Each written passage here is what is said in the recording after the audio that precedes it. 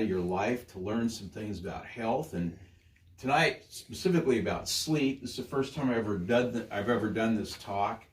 And so sleep is a pretty big issue, wouldn't you say? Yeah. Mm-hmm. Anybody here have problems with sleep? No. A few of you, yeah, you know. Depends on the day, right? How late you stayed up and all of that. So we're going to talk about some of the common metabolic issues that causes people not to sleep. So if you look at sleep is regulated by a couple of things. Number one is the response to homeostasis, or our body feedback, which means like if you stay up late enough, you're going to get tired, right? That's homeostasis. That's normal. It's also regulated by light, okay? So in our mind, I mean, it used to be that before the electric light and people went to sleep when it was dark, and they got up when it was light, and that's how they did things. And now we've got, computers and tablets and light and all of that can really disrupt the sleep-wake cycle. And I mean, I'm guilty of that. I'll sit and watch it, some videos or something on my tablet at night in bed. It's blue light. It's not good for your eyes. And I'm as guilty as anybody. Okay, and I find that sometimes it disrupts my own sleep. So these are the two major things that make us sleep. So at night, we tend to get tired. When it gets dark, we tend to get tired a little bit more easily, okay? So blue light, as I just talked about, alters brain chemistry, and we see that all the time. High stress, I know none of you have any stress, but there's people out there that do, okay, that are under a lot of stress. Doesn't allow the mind to slow down, okay? And then here's a big one, and this was really prevalent. It probably still is, but I remember back in the early 2000s, when Silicon Valley, all these businesses were starting up, and they would schedule meetings at midnight to 2 in the morning. It was normal. I mean, people just didn't sleep that were running these businesses, and that's just stupid. Okay, I mean, anybody in college ever stay up all night studying? I mean, I did. How'd you feel the next day? Awful. Like crap. Yep. You couldn't think straight, and your mind didn't work right. I remember a couple of those days, and I would never do that again. I remember one time I drove home from chiropractic school. I did a 24-hour straight drive. And at 4 in the morning, I'm hallucinating. I'm seeing like animals jumping across the highway. What was that? And it's it's stupid things we do when we're little, or when we're young, when it comes to sleep. So we need sleep. Okay, we got to have it, and I'll show you why here in a minute. When we sleep, the brain cleans itself of toxicity. So when you don't sleep, your brain can't flush that out. Okay. So it's like, think of it like this. It's like flushing the toilet, okay? That's what your brain does when you sleep. Well, if you went at home all the time without flushing the toilet, it'd be a big mess after a while. And so that's what the brain does when we sleep. The brain cells shrink, and they allow the cerebral spinal fluid to flow through and flush out toxicity. No sleep or poor quality of sleep can cause an accumulation of these toxins and a reduction of the brain's size. Now, 2 weeks ago, I talked on how to shrink your brain. Remember, sleep was one of the things. You don't sleep, your brain will shrink. Yeah. Okay? Yeah, that's what happens. It causes your brain size to get smaller when you don't sleep. So, let's look at how much sleep do you need. Well, newborns need a lot. They sleep all the time. Toddler, preschool, 12 to 14 hours a day. School age, 9 to 11. But if you look at adults, we need about 7 hours. That's about the ideal. Now, some of you might need more. I do pretty well on 7. I don't do well on much less than 7. That's about what we need as adults. Sleep deprivation. Sleeping less than 6 hours a night for 2 weeks has the same effect of being awake for full 24 hours. Okay. After 17 to 19 hours of being awake, cognitive impairment is like having a blood alcohol level of 0.5. And I guarantee you that time I drove home 24 hours straight, I mean, that was probably like having a blood alcohol level higher than this, okay? After 20 to 21 hours, it's equivalent to being over the legal alcohol limit. Harvard Medical School, they did a study. They looked at doctors and nurses, and you know, when doctors go through residency, it can be really brutal on sleep. And they said when 5 or more 24-hour plus shifts were worked for a month, fatigue-related adverse effects increased 700%. I can believe that. I mean, I don't do very well when I don't get sleep, and probably none of you do either. Fatigue-related adverse effects resulting in death increased by 300%. Wow. So, poor quality sleep nights reported by 60% of train operators, 40% of truck drivers, 50% of pilots, 29% of bus and taxi drivers, and 30% of police officers. Now, my younger brother was an airline captain for Delta for many years, and I talked to him a lot about the airline industry and you know what it's like being a pilot. And we were just talking not too long ago, and he says the airline industry is really trying to get more work out of their pilots now. And he says what that means is they get to their destination later at night and they have to get up earlier to fly. Well, you know, that means less sleep and they're flying tired, okay? Which probably isn't a great thing. Not safe. Okay, so managing stress during working hours is very important for sleep. Helps quiet the mind before going to bed. Gentle exercise can help restore sleep. We're going to talk about that a lot more in just a minute. Minerals are essential. If you're low in things like magnesium, potassium, manganese, that amps your body up. Okay, so minerals are really important, and I would start out with magnesium first. Magnesium tends to calm the system. Create a dusk at home and avoid all blue light for 2 hours prior to bed. You know, I don't know if that's ever going to happen in my house, to be honest with you. It should, but I don't know if it will. Okay. So I'm working on my sleep study, sleep talk at night, you know, absorbing this blue light. So the relationship between sleep and exercise is really, really a big deal. And this has been huge in my own life because I'm a voracious exerciser. And so this relationship has been studied a lot. And proper exercise can really alleviate sleep-related problems and help you get adequate amounts of rest. And what I find that when I exercise regularly, I mean, my biological clock tends to work a lot better when it comes to sleep.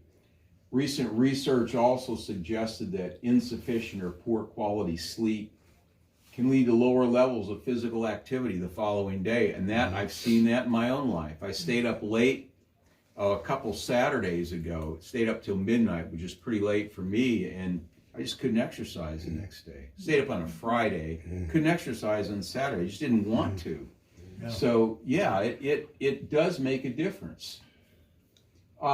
Exercising really increases the quality of sleep for adults. It reduces sleep onset, or the time it takes to fall asleep, and decreases the amount of time you lay in bed awake at night. Has anybody noticed this? Exercise helps this? other than me. It's made a big difference for me, okay? It alleviates daytime sleepiness. Now, for me, it works pretty well, unless, I eat more than what I should at lunch, and then there's an issue. Even when it's a high quality meal, which was I normally eat pretty high quality food, I still tend to get sleepy in the afternoon. So it reduces the need, exercise reduces the need for sleep medication. Now, moderate to vigorous physical activity can decrease the risk of excessive weight gain, which is going to make you less likely to have sleep apnea.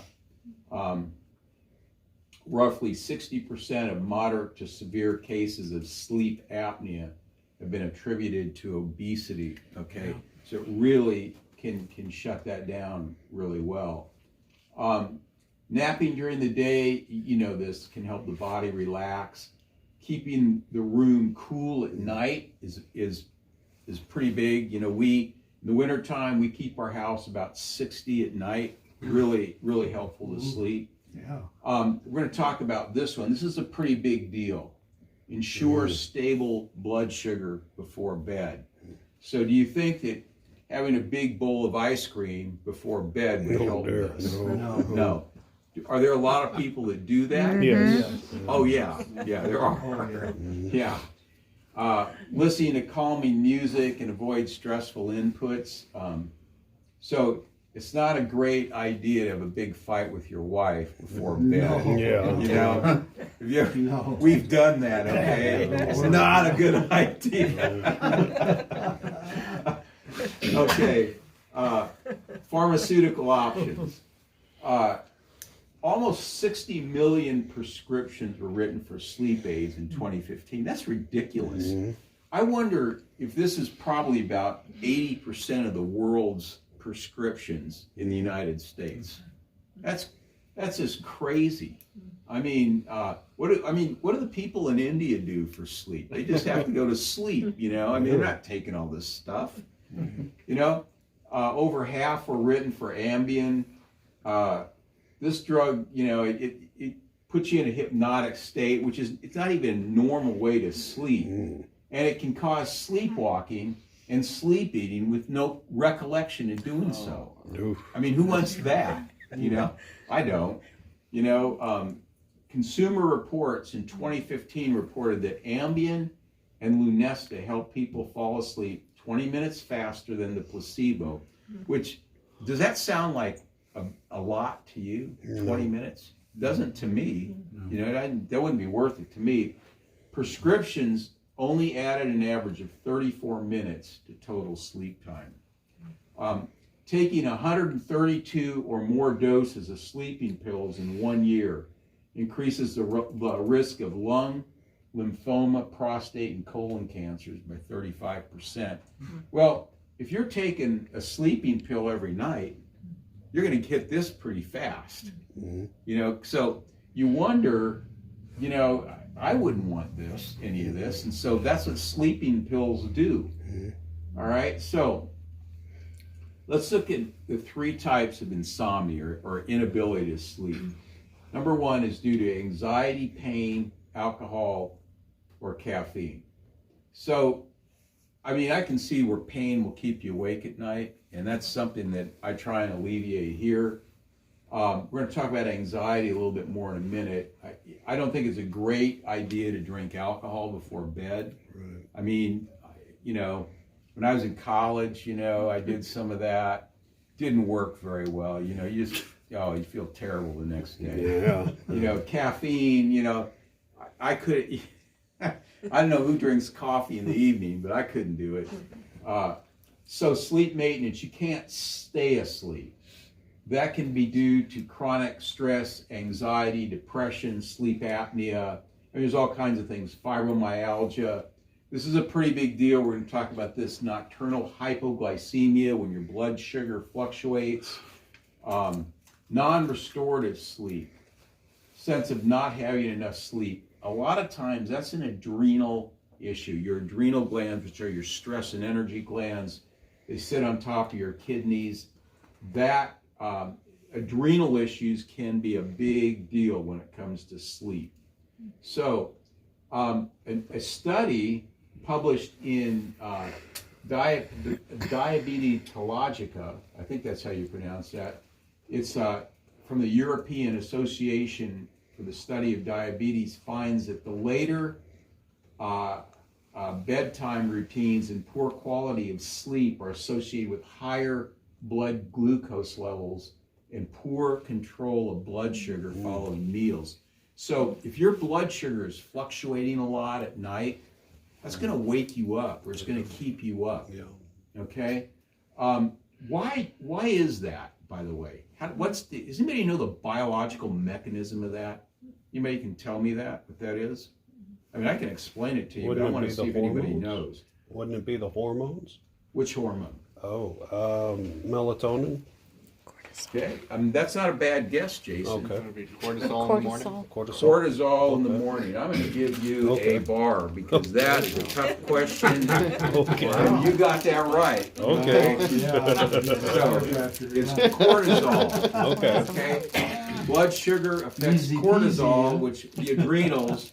Cortisol causes cortisol wakes you up. It jacks you up, and so your cortisol in the morning should be high, or excuse me, high. That's right? Yeah, there's a spike. High in the morning, right? Low at night, high in the morning. So it's high in the morning. It wakes you up. Okay. So if you're eating sugar at night and your blood sugar is fluctuating, that elevates your cortisol and wakes you up in the middle of the night. So if you wake up in the middle of the night a lot and you can't get to sleep, that's a cortisol level a lot of times. Okay. So when blood sugar is jumping up and down, that affects your adrenal glands, which helps regulate blood sugar. Your adrenal glands squirt out cortisol, and that keeps you awake. So participants with higher sleep efficiency were on average more likely to have lower postprandial blood glucose than those with low sleep efficiency. What that means is that, when you eat, your blood sugar doesn't go as high, okay? So your blood sugar stays level better. When participants slept more efficiently than they did normally, their postprandial glucose tended to be lower than usual. So they weren't getting these spikes in blood sugar. So here's the deal with blood sugar and sleep. Sleep, if you have normal sleep patterns, it actually helps you control your blood sugar. Okay, so sleep and blood sugar are very much related. So if you're burning the candle at both ends, that's going to dysregulate your blood sugar. Okay, I could give you the biology of that and the biochemistry, but I won't do that. However, if your blood sugar is dysregulated, you're not going to sleep as well. Okay, so they go hand in hand. So if you stay up a lot way late, a lot at night, like 2, 3 in the morning, and you're getting up at 7, 8, and you're not getting enough sleep, that's going to dysregulate your blood sugar. Okay, it's going to shrink your brain too. And so blood sugar and sleep are very closely related. All right, now, here's some things that we use, and I'm going to get into a few of these, that really help with sleep. Kava Forte is one of my go-to. Kava and valerian are really good herbs for getting to sleep. Okay, if you want to take an herb that will help you get to sleep and stay asleep, one of these two, or sometimes even both of them, will help. Now, some of these other ones will. Withenia complex is an adrenal. It's a supplement to help regulate adrenal function. That can be very good. So there's a sleep onset and sleep maintenance. It's probably not that much different. There's a few different herbs here. Rhodiola and schizandra, really good for male health and for sleep, okay? We look at non-restorative sleep. This is where the adrenal glands are involved. Adrenal complex, really good. Adrenal tonic, ashwagandha, Korean ginseng, rhodiola ginseng. These are all supplements or all products that really help balance out adrenal function. Rhodiola ginseng, especially good for men, for male health. Really good for not only restoring sleep, really helps with testosterone production too in men. Very good for that, okay? For pain, you know, I don't carry all of these. Salagesic is good, Cramplex is good, Kava is good for that, Nervogesic is good. These are all herbs that really help. Now, I want you to understand something about herbs. They've been around for a long time. They've been very well researched. So I don't want you to think that herbs are like, they're kind of okay, you know, people try them and sometimes they work, sometimes they don't. A lot of herbs have been better researched than pharmaceuticals and for a longer period of time. So they've got a lot of good studies on these herbs. So let's talk about Kava for a minute. I use Kava a lot in the office. It promotes sleep. It promotes relaxation, used when life feels overwhelming, helps decrease anxiety, improves mood, combines well with a product we have called Mintran, which gives essential minerals, helps relax tense muscles, and it works pretty fast, okay? Look at the history of Kava. First described by James Cook in 1798. It's been around for a long time. I mean, this has been around a lot longer than Lunesta, okay? He saw that South Sea Islanders used Kava. It's made from the root of Piper methysticum, and they found that the mouth would become slightly numb when they took it. Now, I haven't chewed a lot of Kava. I know that when it comes to echinacea, a really good echinacea product, when you chew it, it'll make your mouth numb and tingly after about 2 minutes. That's how you know echinacea is good, okay? I suspect the same thing is also true with Kava. I haven't taken very much because I sleep pretty well for the most part. So Kava is really good for this. Ashwagandha, very good for adrenal function, helps calm hyper-agitated states, good for nervous system exhaustion, increases energy, endurance, and stamina. Indicated for the wired but tired type person, you know, highly exhausted, strong personality. You can take up to 8 a day short term and it will not hurt you, okay? I don't think I've ever given anybody that much. I don't think so either. And ashwagandha works for a lot of people.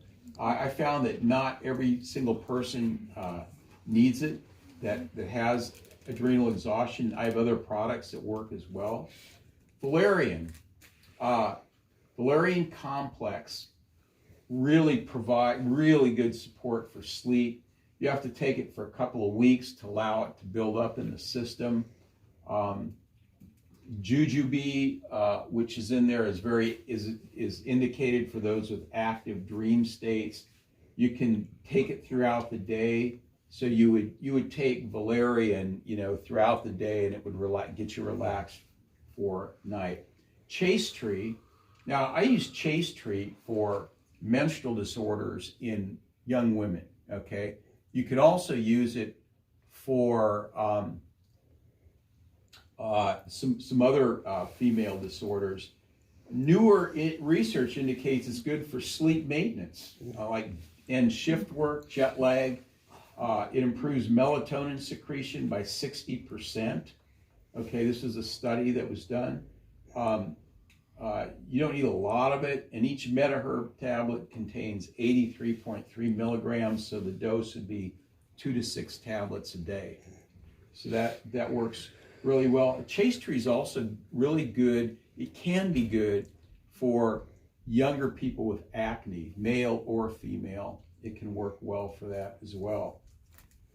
Mineral and nutritional support. Nutrients prime the pump of the nervous system. Mintran, organically bound minerals, really good product for just calming the nervous system. Adrenaline, Cataplex G as well. We also carry a product called Orchex, and it's sort of like a tranquilizer for people that are about ready to just blow up. Okay. Yeah. So that is what I have for sleep. Now let's talk about positions of sleep. What are the best positions to sleep in? Anybody know? On your back. On your back, for your spine, definitely on your back. Yeah. Or the second best would be on your side. Okay. Worst is your stomach. Why is stomach sleeping so bad? Anybody? Doesn't support your back very good. Yeah, you have your head twisted to the side, and it'll literally take the curve out of your neck over time. So stomach sleeping is not good at all. If you're a stomach sleeper, you can train yourself to sleep on your back if you just do it enough. You can train your body to do it. But stomach sleeping, not good at all. There's other ways of sleeping that aren't good either. Like if you sleep on your side and you have a pretty robust pillow that shoves your head up, what do you think that does to your neck? Not very good. So if you're shoving your neck to the right all the time, pretty soon you'll get a right head translation, and that'll cause problems in your spine. So you want to do the opposite of that if that's what you have. Okay. Now, any questions on anything I've gone over? I have one on sodium. Is that going to be a helpful thing for sleep? Sodium? Sodium? I haven't read anything about that. Okay. Good or bad. Well, people die if their sleep. sodium goes off. If it gets too low or too high. Yeah. It's got to be It'll critically stop your within a heart. range. Yeah, that's true. That's absolutely true. What about melatonin? Melatonin? That's a great question, Jason. I don't use a lot of it because melatonin is actually a hormone. Okay. And when you put hormones into your body, basically you're going to throw some things off. Okay. So I have used some melatonin with people. Some do real well on it. Right. But melatonin, it's like any hormone you put into your body. Your body uses hormones one molecule at a time. Yeah. Uses them as it needs them. Okay. So if you flood your body with a hormone, what you're gonna do is cause an imbalance in there. So I'm not saying I never use it, just not very often. Okay. If someone just can never sleep and the only thing that'll help them is melatonin, I'd say take it. Okay. I don't use it a lot. Use it some. Okay. Just like women that take birth control pills. Put all this estrogen and progesterone into their body, way more than their body can handle, really. It throws everything else off. Okay. And so I'm very, very hesitant to use hormones for anything. I try and use things that actually support the body's natural ways of doing things. Okay, anybody else? Good, okay, great. That's all I have. I hope that you learned some things about sleep. I would say this, if I could give you a piece of advice, it's keep your blood sugar balanced. Do whatever you need to do. Yeah. Exercise will help with that. Diet, obviously, will help with that. Taking the right nutrients, right supplements can help with that. And we have several different things for blood sugar balance. That's where I would start, is keep your blood sugar level, which means don't drink alcohol late at night, because sugar is just a bunch of alcohol units hooked together. Don't have big meals late at night or high carbohydrate meals in the evening. Just don't do that stuff, okay? and that'll really help your blood sugar a lot. Good. Well, that's all I have for you. Next week, we're going to do osteoporosis. So if you know of some people that are interested in that subject, some women who want to know more about it, who want to know things that they can do for it and how it works, have them come, okay? So that's next week. And then, Carmen, what's 2 weeks after that? I don't know. Okay. 2 weeks after that is how to care for yourself for the rest of your life, lifetime care. How do you care for your body? How does that work? Okay. So we're going to do that on June 14th.